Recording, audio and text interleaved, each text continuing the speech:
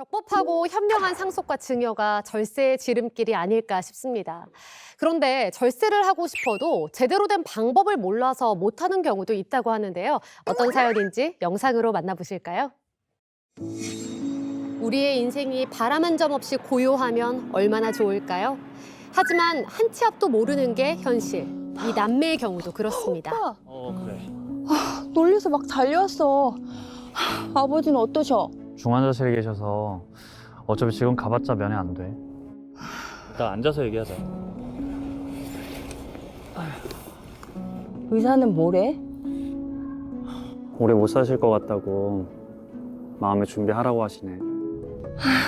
어떡해 우리 아빠. 평소 심장질환이 있어 약을 복용하고 있긴 했지만 갑작스럽게 중환자실에 입원할 정도로 위급하진 않았던 아버지. 그래서 자식들에겐 더욱 청천벽력과도 같은 소식입니다.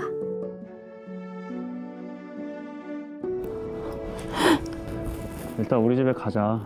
할 얘기도 있고. 무슨 얘기? 일단 들어가서 얘기하자.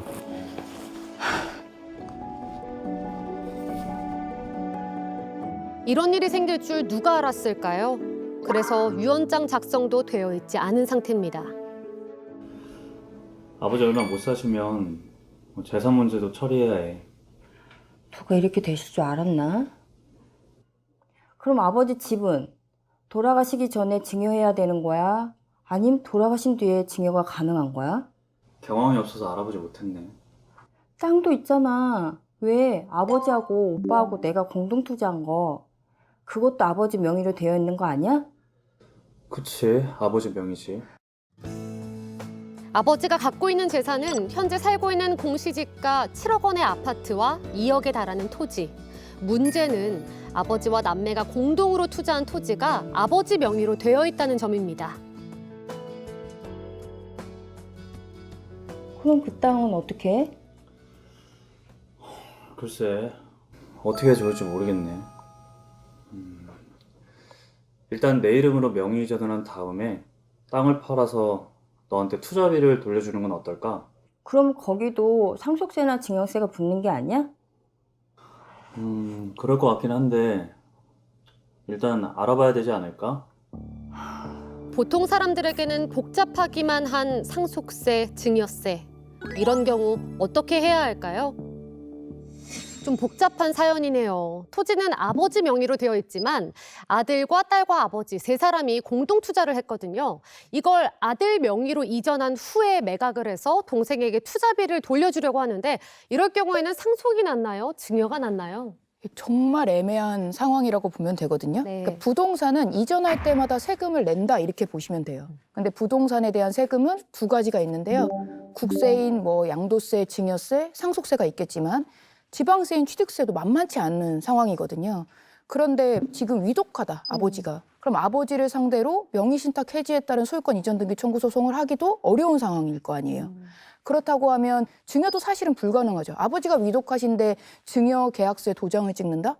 그게 불가능하거든요. 그렇죠. 그럼 매매를 한다, 양도를 하는 방법밖에 없는 건데 그럼 양도를 할 때 매매 계약서에 도장을 찍는다? 어떻게 찍을 수 있을까요? 인감 증명서를 발급받을 수 없기 때문에 사실은 우리 영상에 나오신 분들은 여러 가지 양도냐, 증여냐, 상속이냐 이런 걸 고민하고 있으시지만 네. 실제 아버지가 위독하셔서 어떠한 것도 하실 수 없다. 지금 그런 상황이라고 보시는 게 맞을 것 같습니다. 네. 부모와 자녀가 공동 투자를 해서 건물을 함께 사거나 토지를 살 경우에 명의를 어떻게 하는 게 더 현명할까요? 예, 그러니까 앞서 우리 영상에서 본 것처럼 실질적으로 가장 좋은 것은 투자한 지분만큼을 공유 지분을 하는 게 가장 좋은데 또 부모 입장에서는 우리 자녀분한테 다 이렇게 하나씩 주고 싶으신 분들도 계시거든요. 증여를 하고 싶을 예, 때가 증여하시고 있다. 싶으실 수 있죠. 네. 예, 이럴 때는 매매 대금 자체를 증여하시는 것이 가장 좋을 것으로 보입니다. 아, 매매 대금 자체로 자체를, 증여를 예. 할 수가 있다. 네네. 네.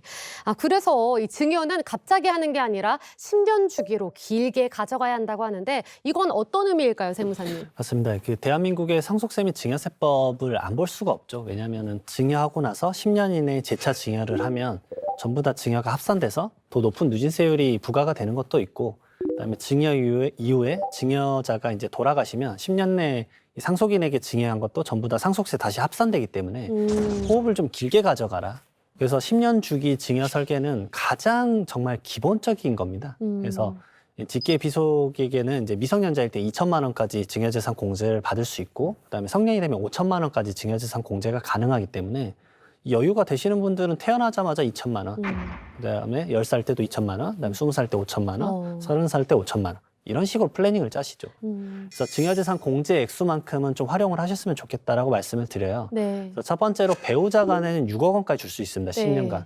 네, 대부분의 이제 부의 이전은 직계 존비속 간에 펼쳐지죠. 그래서 아까 태어나자마자 그러면 나도 여력이 안 되는데 내가 어떻게 2천만 원을 주느냐라고 할 수 있어요. 그럴 수도 있죠. 이제 아기가 태어났는데. 맞습니다. 네. 그럴 때 손주한테 할아버지 할머니가 주셔야 되는 거예요. 아. 왜냐하면 상속인 평균을 보게 되면 피상속인 평균을 보게 네. 되면 할아버지 할머니 세대가 부를 많이 가지고 계시거든요. 그러면 상속세도 좀 덜 겸하면서 손주들에게 주시는 거예요.